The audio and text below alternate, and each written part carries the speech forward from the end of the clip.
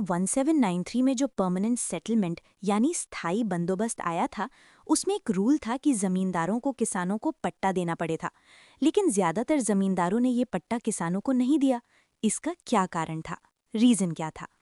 सबसे पहले, पट्टा क्या होता है? इमेजिन करो तुम एक किसान हो। पट्टा एक तरह का अग्रीमेंट पेपर या रिटन डॉक्यूमेंट होता है। उसमें लिखा होता है कि ये जमीन तुम्हारी है खेती करने के लिए और तुम्हें इसका इतना टैक्स देना है। अगर किसान के पास पट्टा होता तो जमींदार अपनी मर्जी से टैक्स बढ़ा नहीं सकता था और ना ही किसान को जमीन से निकाल सकता था।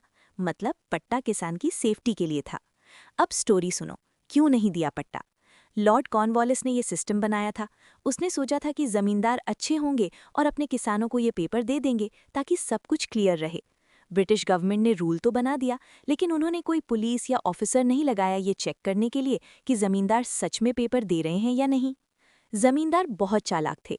उन्हें पता था कि अगर हमने किसान को लिखित में पेपर दे दिया तो हम बाद में उनसे ज्यादा टैक्स नहीं मांग पाएंगे। और क्योंकि ब्रिटिश सरकार ने उनके सर पर कोई चेकिंग नहीं लगाई थी, नो ऑफिशियल चेक, जमींदारों ने बस वो रूल इग्नोर कर दिया।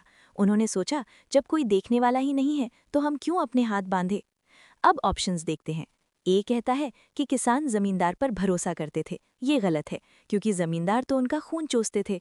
बी कहता है कि जमींदारों के ऊपर कोई सरकारी चेक यानी मॉनिटरिंग नहीं थी। ये बिल्कुल सही है, क्योंकि कोई चेक करने वाला नहीं था, इसलिए जमींदारों ने अपनी मनमानी की। सी कहता है कि ये ब्रिटिश सरकार की जिम्मेदारी थी। ये गलत है, रूल के हिसाब से ये काम जमींदार का था।